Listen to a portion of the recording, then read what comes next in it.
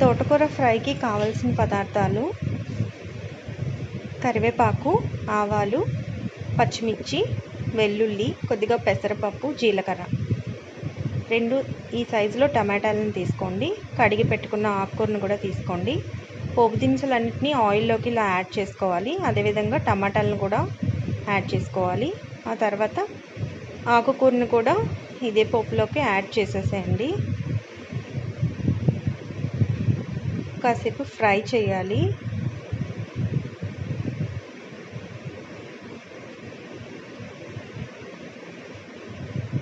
ఇప్పుడు ముందుగా దీనిలోకి సాల్ట్ తగినంత,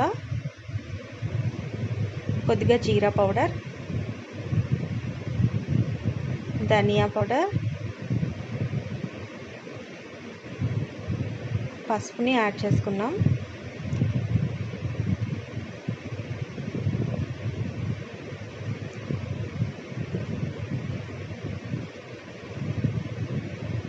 తగినంత కారం కూడా యాడ్ చేసుకున్నాం.